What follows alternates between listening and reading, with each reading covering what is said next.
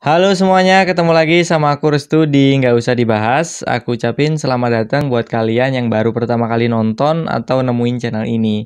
Ini adalah segmen dimana kita bakal banyak ngebahas tentang pemuda, masalah sosial, isu-isu yang beredar, atau sesuatu yang memang perlu untuk kita bahas. Dan di video kali ini kita bakal berdiskusi tentang premanisme.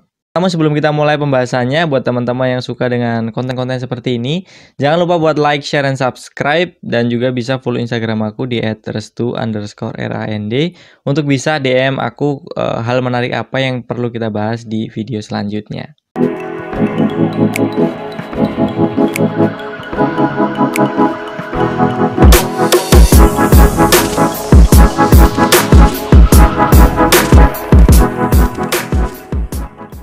Kalau ngomongin thug life, gangster, atau yang sering kita sebut dengan premanisme, aku ada 3 recommend destination yang perlu kalian coba.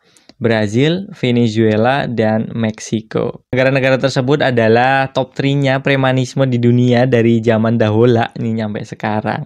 Dan kali ini akan kita bahas adalah Meksiko yang menduduki peringkat pertama angka premanisme di dunia. Ini adalah topik yang menarik menurut aku untuk kita bahas karena kita nggak akan bahas tentang kejahatan atau kasus-kasusnya, tapi kita akan ngebahas tentang insight dari premanisme itu sendiri. Berbeda dengan Indonesia yang masih terdiri dari kelompok-kelompok kecil atau bahkan individu-individu, di sana premanisme sudah memiliki struktur atau bisa dibilang terorganisir dan memiliki program kerja yang jelas. Jarang banget ada kelompok-kelompok kecil yang mampu bertahan di sana, ini karena persaingan yang lumayan ketat dari kubu-kubu yang ada gitu. Keinginan untuk melakukan ekspansi atau perluasan sehingga kalau ada kubu-kubu yang baru nih, kubu-kubu baru muncul, ya artinya itu adalah kompetitor baru atau pesaing baru, ngerti lah ya maksudnya. Jadi ya pilihannya lu gabung atau bubar gitu aja. Minggu yang lalu, tepatnya pada tanggal 12 Juli 2020, BBC mengeluarkan berita tentang Sinaloa Cartel yang ada di Meksiko. Ini adalah kartel yang cukup besar dan memiliki jaringan yang luas di sana. Kartel ini biasanya melakukan jual beli narkoba jenis heroin, fentanyl, dan lain-lain lah pokoknya. Money laundering atau pencucian uang, smuggling weapon atau penyelundupan senjata, dan masih banyak lagi nih proker-proker mereka yang berbau kriminal atau menyimpang dari aturan.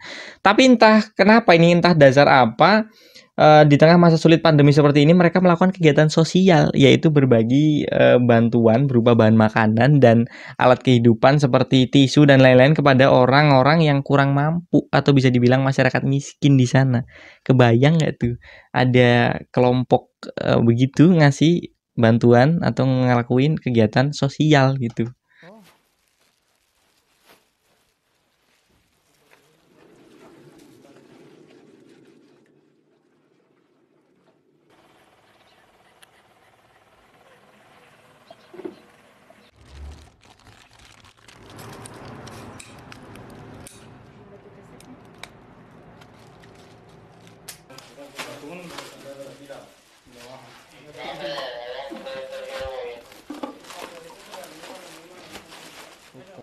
Saja orang-orang di sana itu antusias banget dengan bantuan yang mereka kasih sampai ngantri-ngantri riuh gitulah pokoknya.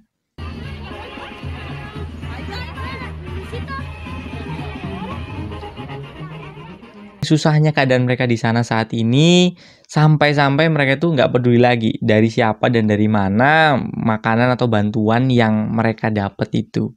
Yang terpenting sekarang adalah gimana caranya mereka bisa bertahan hidup.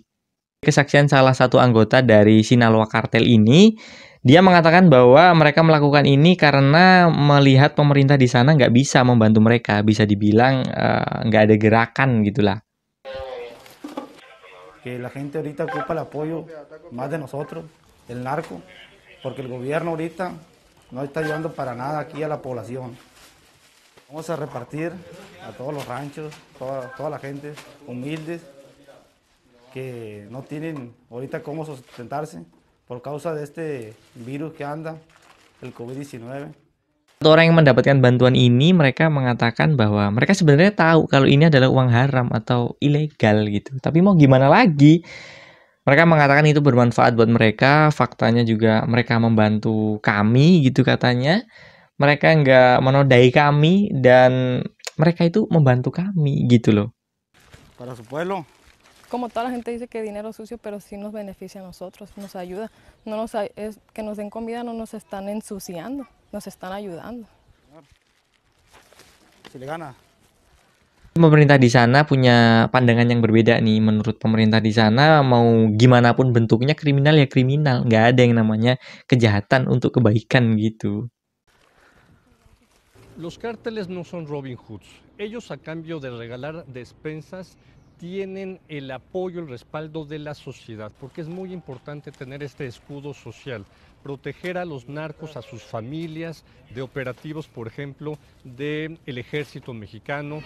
Los insumos, etcétera. Incluso en el norte, bueno, los gobernadores de Nuevo León, Tamaulipas. He estado viendo que reparten despensas.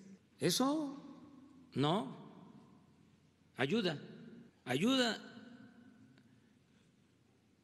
el que dejen sus balandronadas. Pimpinan dari kartel Sinaloa ini ditahan di Amerika nih, nggak tahu aku ngapain dia di Amerika ditahan di sana. Kisahnya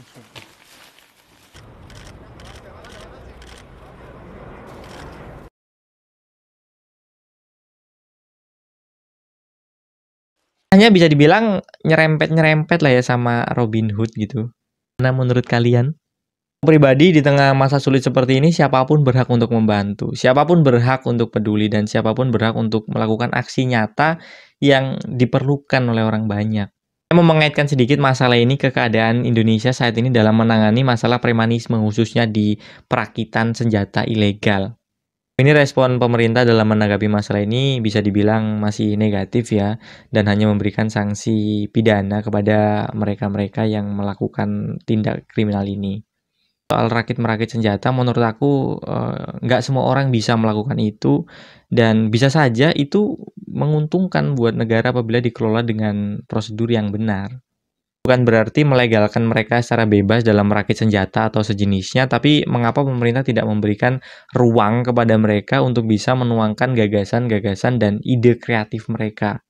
Lagi, nggak semua orang bisa melakukan itu. Artinya mereka ini adalah aset berharga yang kita miliki. Alat seadanya dan ruang gerak yang terbatas, mereka bisa membuat alat yang bisa bikin banyak orang geger. Apalagi kalau mereka itu terfasilitasi dengan baik, alat-alatnya lengkap, pasti mereka bisa berpikir dengan tenang dan hasilnya pasti bakal lebih maksimal lagi. Tentu untuk mengembangkan keamanan di negara kita, atau bahkan bisa sebagai penunjang perekonomian negara ini. Ya bagus, pasti banyak nih negara-negara yang melirik produk-produk itu. Bisa jadi ladang bisnis baru kan buat negara kita. Orang-orang hebat itu sekarang cuma bisa duduk termenung di dalam sel mereka yang membuat ide-ide kreatif dan keterampilan mereka itu beku. Karena nggak ada wadah, arahan, dan dukungan nih dari kita semua. Kalian silahkan komen di bawah. Dan aku rasa segitu aja video kali ini. Thank you banget udah mau nonton sampai akhir. Aku Restu, and see you on the next video.